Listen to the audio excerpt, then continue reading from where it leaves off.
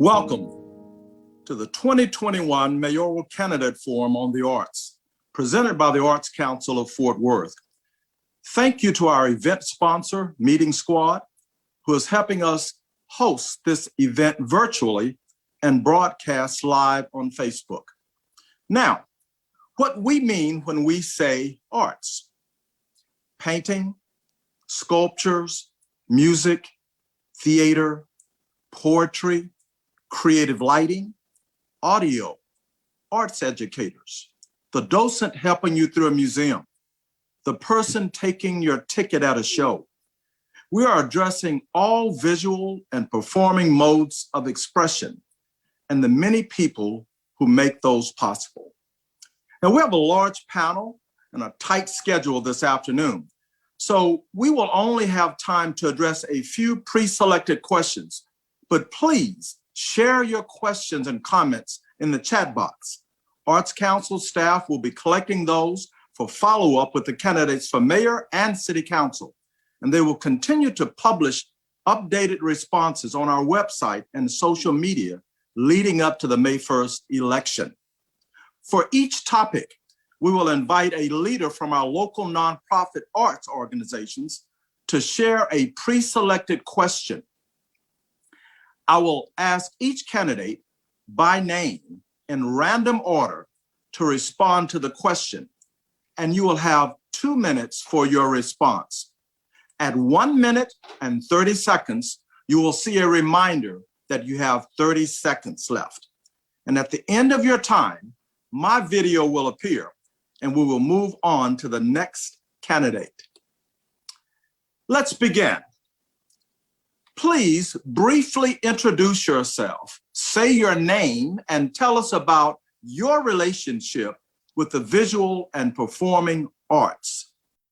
Deborah Peoples. Okay, I'm unmuted. I'm Deborah Peoples, and I'd like to think I was born a thespian. I was born into a family, a musical family. I unfortunately can't play an instrument, but they all had jam sessions. Every one of my sisters and brothers play a musical instrument. But I chose to go into acting and went on to act not only in high school, but to major in theater at Texas Woman's University, and I earned my degree in speech. I later moved to Fort Worth and served on the board of the now defunct Sojourner Truth Theater, which, Christy, you'll be excited to know, which I like to think of as the mom of both the Jubilee Theater and the Black Academy of Arts and Letters in Dallas. I also think I have a special place in my family because most of my family went on to become lawyers, including my sisters, but I think I had some help in developing my niece, Susan Laurie Parks, who is a Pulitzer Prize winning playwright. I stood up for her and fought to get her to go to major in theater and not go to law school. And my daughter, Channing Godfrey People, who is an award-winning filmmaker and did the play Miss Juneteenth, which was filmed here in Fort Worth.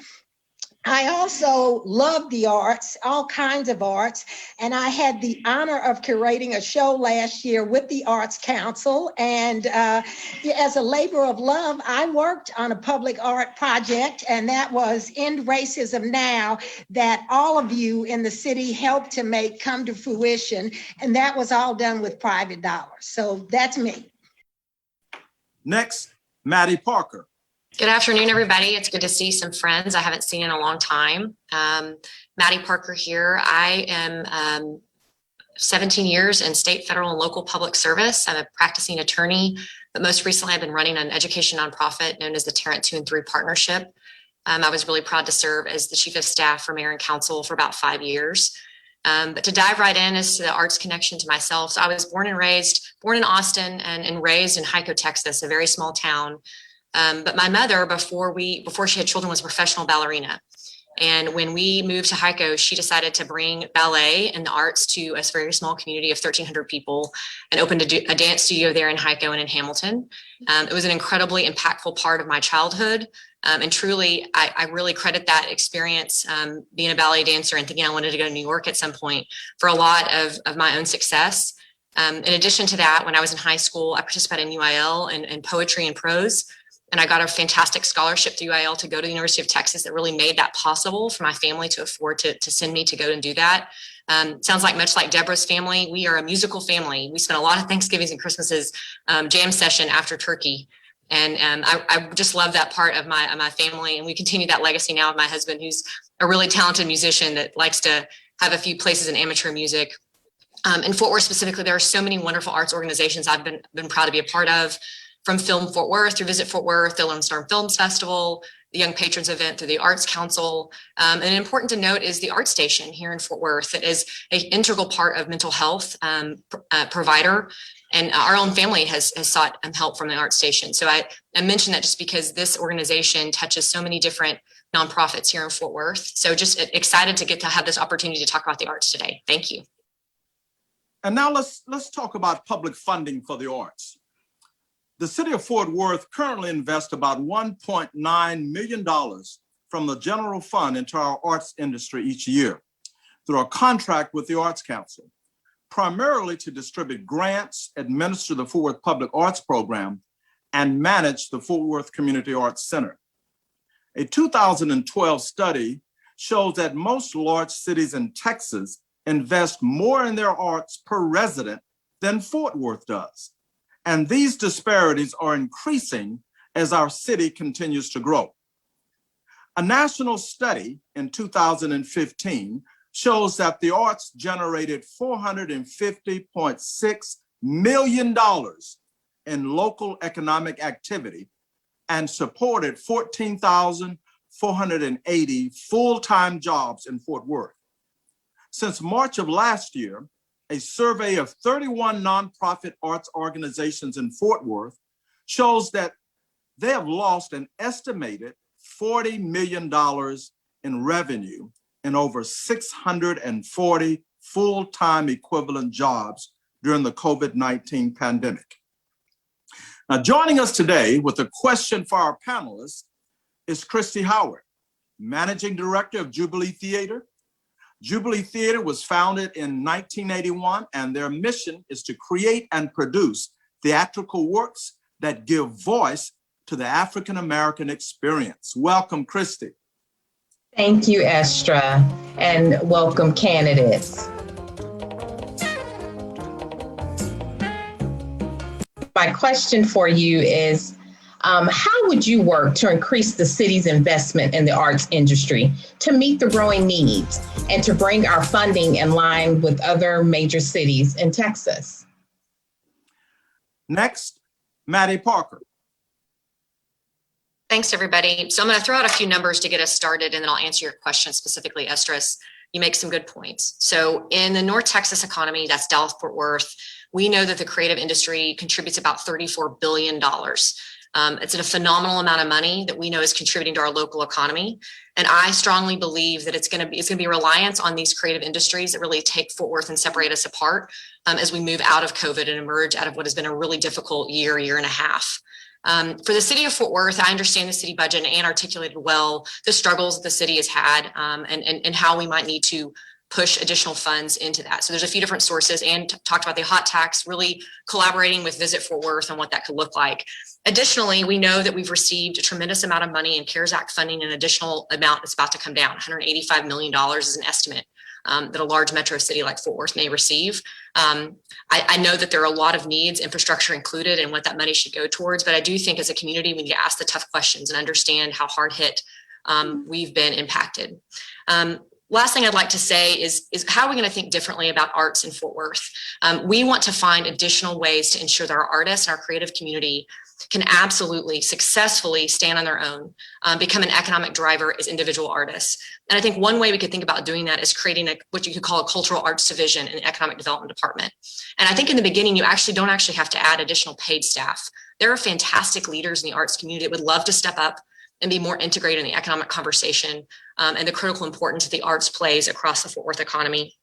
I know personally that it's a driver for innovation and entrepreneurship. And I think there's a lot of things we can do with many of the nonprofits that are represented here today to understand how important you are to our local economy, as well as arts and culture. And last thing I'll say, let's remember the importance that arts provides to making sure all people feel welcome and connected to this community. And I think if we are intentional about that and telling the story, it's naturally in a better ability to entice city councils and mayors, city management into additional dollars towards the arts. Thanks so much. Okay. And next, Deborah Peoples. So, Estrus and team, I'm about to put on my business hat. I think you all know I spent 34 years in business and I was a vice president, and I understand profit and loss and revenue projections. And so we need to stop thinking of art as extra. It's not. In Fort Worth, we call ourselves the city of cowboys and culture. I hate that because I think we're the city of cowboys with culture. And tourism is a major contributor to revenue in this city. And so we have to when we look at ways to drive increased revenue, it is through our art institutions and the many things that we offer. And so I think when you sit down with people and start understanding the relationship between art and tourism and dollars, it becomes an easy sell. And so I know we've talked about the hot tax and that, but as mayor, I like to think of myself as the arts mayor because I want to increase investment in the arts. And it's an investment because it's going to give back to us in terms of tourism dollars. And so, a percentage of that hotel tax revenue should go to public art because that's going to bring many more people to the city. And those folks are going to be spending dollars. And we need art all over the city. As the 13th largest city in the United States, we need to be ensuring that we are giving people something to see and something to do when they get here. So I want to manage art, place it where it deserves when we look at ways to bring revenue to this city. Thank you, Deborah. And now let us begin to talk about diversity, equity, and inclusion. And across Fort Worth, art institutions and artists are finding creative ways to highlight our city's diversity, create more inclusive spaces, and close opportunity gaps in every Fort Worth zip code. The city's public art program brings our community together to depict diverse histories and share visions of the future. With recent projects including Chronicles of Como by Adam Neese and Remnants of 1965 by Riley Holloway. Programs supported by Arts Council grants bring hundreds of arts experiences to Title I schools and library branches across the entire city. Across our city, there are fresh new murals celebrating our Northside High School mariachis, memorializing Tatiana Jefferson, encouraging voter participation, and proclaiming End Racism Now. In the Cultural District, the Fort Worth Community Arts Center introduces nearly 80,000 annual visitors to over 500 local and regional visual artists and dozens of performing ensembles each year, making the arts more accessible for performers and patrons.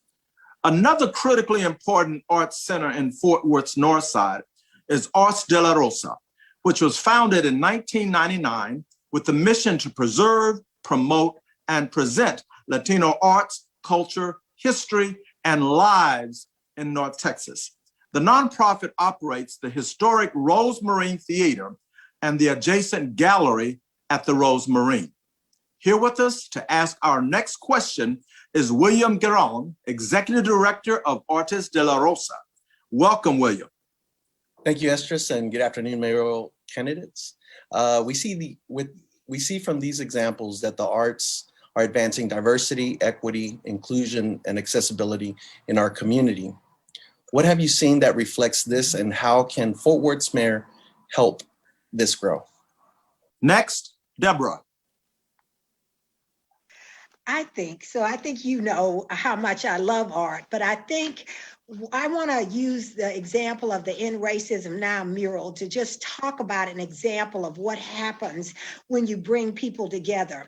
While that was an idea that I dreamed of, it could not have happened without all the fantastic artists across this city. That, Cedric and Leticia Huckabee came on board with their vision for it, but artists from all over the city came to help draw that. But more importantly, citizens of all colors, all religions, everything came to paint and to write their names. It was an effort that brought everybody together. And that's what that's what art does. It brings people together. It gives us a chance to see that we are more alike than we are different. And as mayor, it is my responsibility to be out there and encourage it. We need to have the mayor when we have these spontaneous projects like Juan Velasquez and the murals that he did on the north side. We needed to have been there at the Tatiana Jefferson mural. So I believe arts serves as that bridge to bring us all together, and we need to do more to not only celebrate it, but encourage it. Thank you, Deborah. Next, Mattie. So I'll talk about the two pieces that come to mind first. First is in Lake Como, the Como community, and a beautiful piece that honors a longtime Como community member, William Wilburn, and of course, Amon Carter. I love that piece because I watched the community step up and dictate what they wanted to see to make sure they were promoting their own history and heritage and legacy. And I think it's going to be a tremendous asset for that community moving forward, for us to remember who we are, who we've been, and where we want to be in the future. I'd be remiss if I didn't say it's ironic to me that we're talking about this tough question when you had these horrible slangs popping up earlier, right? I think we can all agree there's no place in that. And certainly here, and I know that each of us on this call believe that art is a way to heal and to change the rhetoric. Another favorite piece that I have that Arnaldo did in the Northside community called Convivio, excuse me. Steve can correct me in a moment, which means coexist. And if you haven't seen that piece, you absolutely need to. My kids have seen it and love it as well.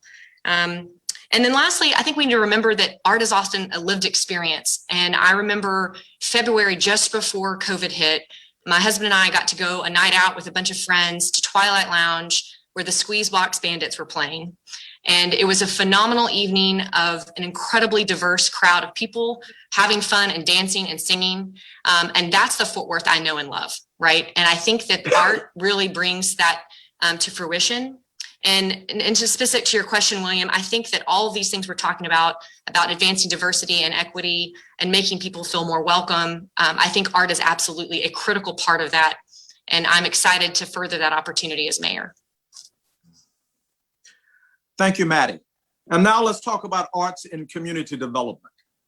Across the country, municipal governments find success in leveraging the unique skills of their creative workforce to problem solve and improve their cities. Some city governments place visual artists in city departments.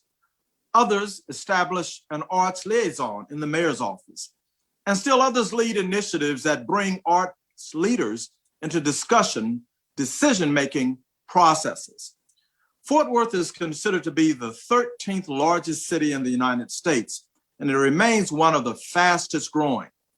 As our city recovers from the pandemic and continues its remarkable growth, we will need creative solutions to new problems as they arise.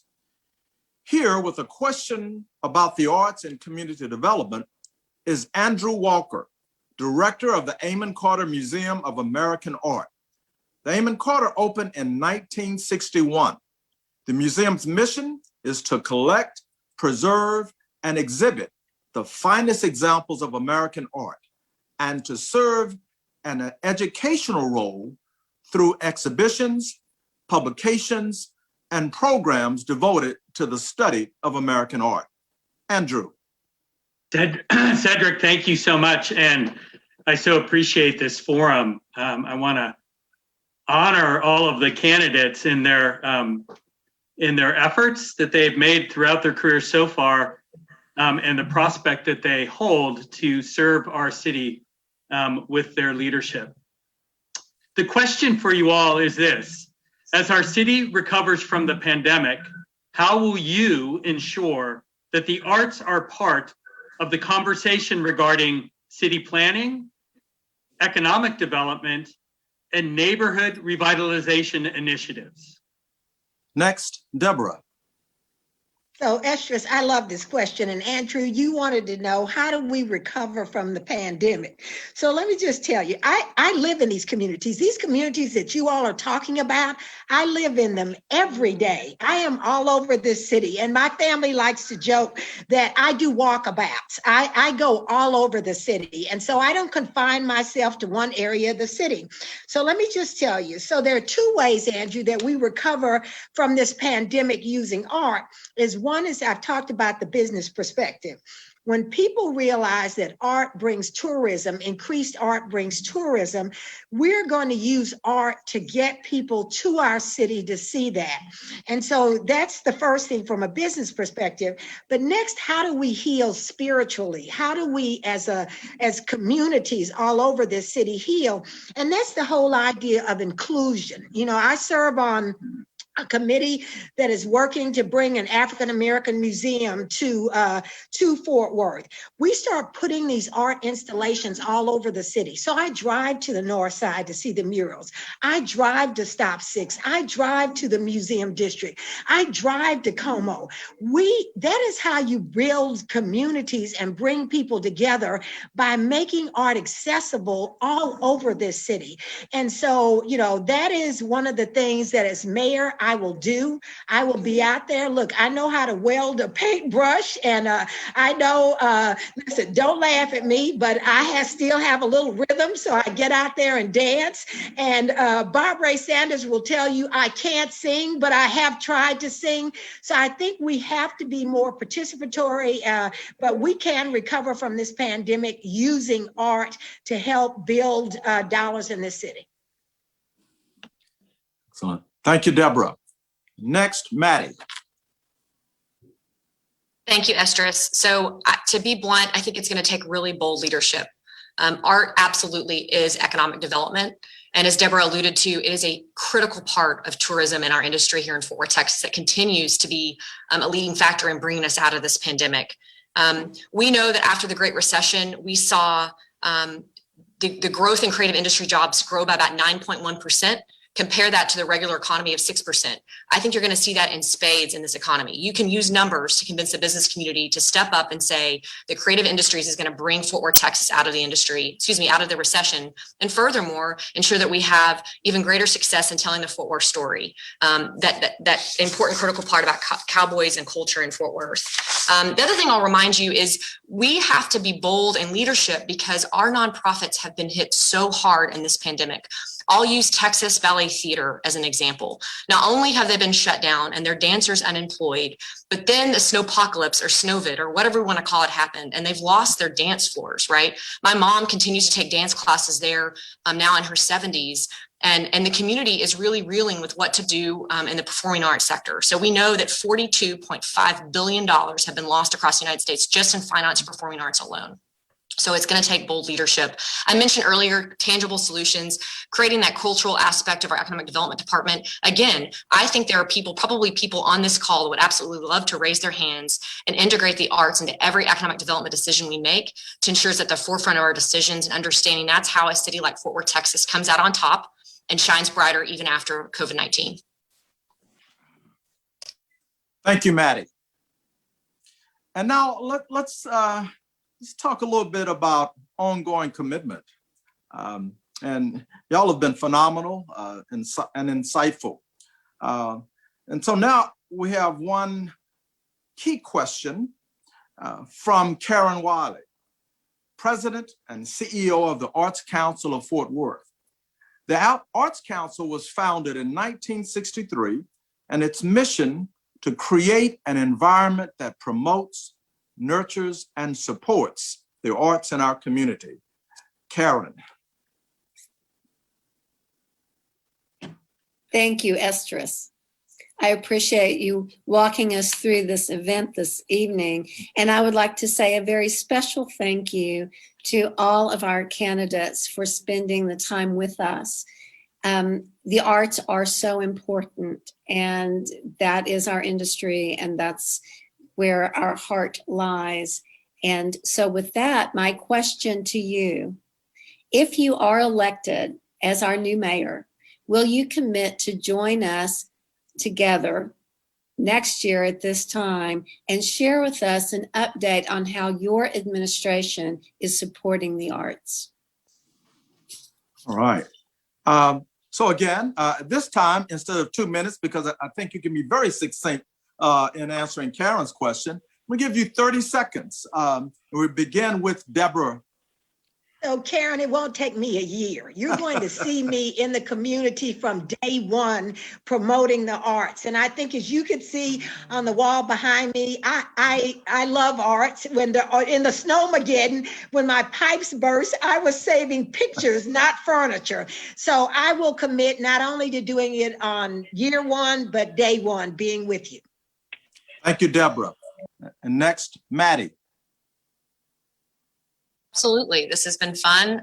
Really important conversation. I love that it's been specific to the arts, which is important. I think maybe if we do this in the future, we need to absolutely include different members of our youth community, making sure they understand we're supporting the arts. So that might be something fun. And let's be honest, kids are usually cuter than us anyway. So might be a good opportunity to shake things up. Appreciate it. Thank you, Mattie. And y'all have been phenomenally efficient with time, and many candidate forums, that's not exactly how they roll. So great gratitude for how succinct your responses have been. And what we would like to do, not to stretch it out, but we know that you have some other thoughts that weren't captured in our questions. So I'm going to extend 2 minutes each for any closing remarks you have. And I don't want to overcomplicate the order, so I'm just going to reverse the way we did this last one. But trusting that there are several areas and several comments that you can close with. We want to extend that. And next, Mattie, what are your closing remarks? I'll just close with reminding everyone, why we're all probably running, that we want to make Fort Worth an even better place and take us forward, that we don't have all the answers. And I think it really does take the expertise of folks that are represented here today, both community members, Arts Council, board members, nonprofits, to sit down at a table and have the tough conversations of what it takes to move the community forward. I'm incredibly energized by conversations like this. I learn something every day. I learn something from my fellow mayoral candidates that I'll remember.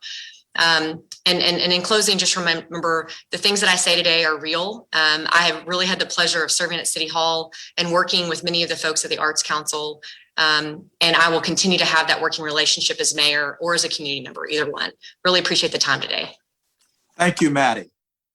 Deborah, closing remarks. So to Estrus and everybody on this call, I will not sing to you, but one of my favorite songs is there's a song that says, there is joy, joy, joy, joy down in my heart, down in my soul.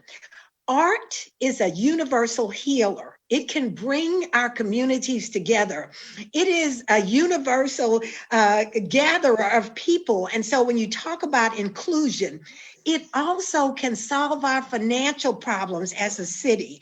And so I urge you all, the reason I love this call so is it gives me an opportunity to make this commercial for why art should receive more funding and why we all should be participating and we all should be together in our goal to make Fort Worth one of the greatest art cities in the world. So thank you all for having me. And I just love this.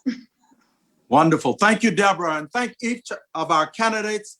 Outstanding, outstanding, outstanding, worthy of a standing ovation. A few reminders, and then as we wrap, again, early voting is April 19th through April 27th.